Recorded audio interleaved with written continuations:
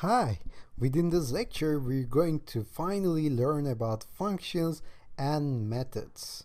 So let me create a new Python notebook from here and rename it as functions and methods and tell you what are functions actually and why do we use them. So functions are actually coding blocks, okay? We write codes that we want to be executed when this function is called. So this is a little bit vague, I know, and you will understand better when we do it in an example. And also, you might be thinking that what's the matter with the methods? So what are the differences between methods and functions? Actually, they are the same thing, but methods are defined in classes, in objects, and we will see them in the next section when we deal with classes. Okay? So right now, focus on understanding the functions and their usage areas. So let me show you a little bit of function examples. For example, if I have like this variable myString until, okay? And remember, when we deal with strings, we have done this, myString dot and hit tab, it will give us many options. And we talked about this before, and some of them are actually methods, right? So if we did like capitalize, or if we did like strip, if we did like upper, it performed, executed some code over it, okay? So let me do it with upper, because I already have it capitalized in here with a capital A. So if I do upper, and remember I have to put parentheses over here. What if I don't put parentheses? If I don't put parentheses at the end, it won't execute the function, but it will show us the function, right? So it says that there is a function called string.upper, and if you want to execute it, you know what to do. So if I hit Shift Tab in here to see the documentation, it shows me the documentation, it shows me the explanation of this returns a copy of converted to uppercases. Okay? So I know that if I execute this with putting parentheses at the end, it will just return a copy of the string uppercased to me. So let's do that. Let's put a parentheses here, and it will close the parentheses for us. If I hit Shift Enter, now I see the until uppercased. Okay, but I see an output, right? If I call my string right now, I still see my string to be lowercase as it was before. And this is happening because people who wrote this function or method designed it to be this way. So we have to just assign this to a new variable like myString upper, and if I hit Shift Enter, now it doesn't show me any output, but rather save this output to a new variable called myString upper. Okay, now if I call this myString upper, I will see that uppercase version of this. So we actually have seen this before.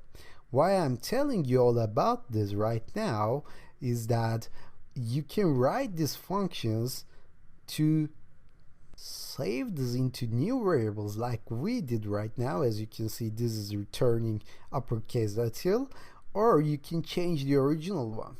So it's in our hands actually, but we'll see that in a minute. So for example, how do you understand what a built-in function does? So we know that if I go to .tab, I will see the options, right? And if I do Shift Tab in here, for example, let me do myString.tab and choose one of the functions in here, like is lower, is upper. I'm searching for split here. Let's see, yeah, split. If I do Shift Tab in here, I see the documentation. So I see the help documentation, and of course I can go to python.org and read the documentation from here as well. But there's a built-in function for that here, so you can surround this with help, and this gives you the detailed documentation about this method. So if you just hit Shift Enter, you will see the help on built-in function split.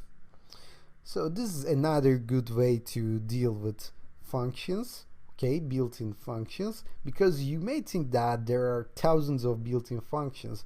How can I read that from python.org? How can I read that from little explanations from Shift Tab?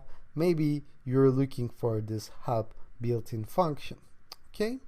So now let's go back to our main subject.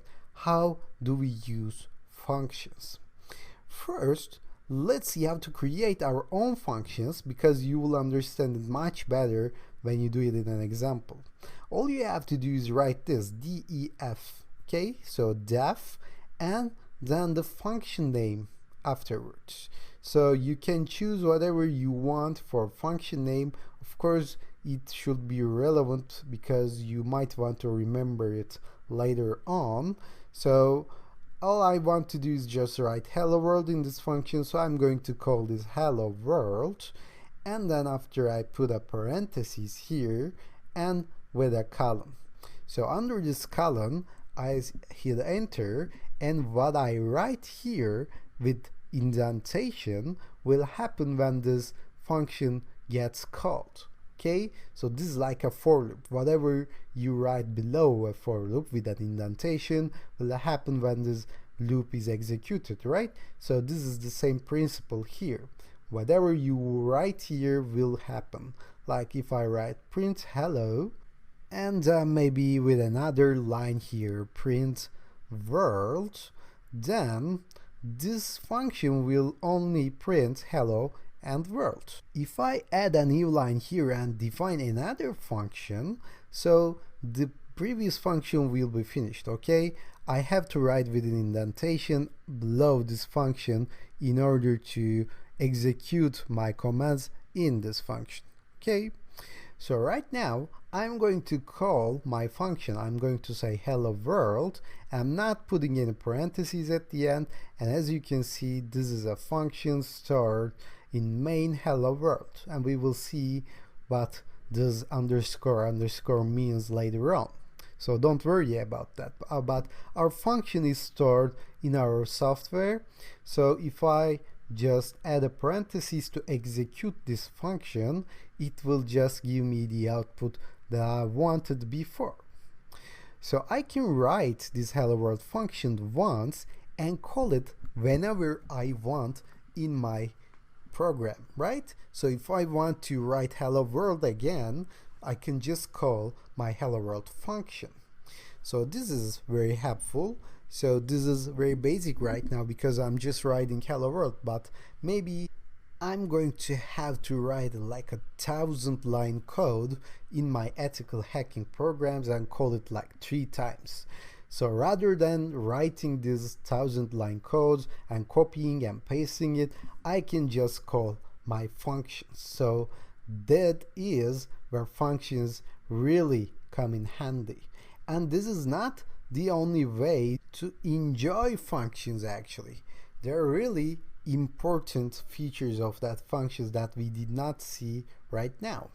One of them is taking input, and the other one is returning output.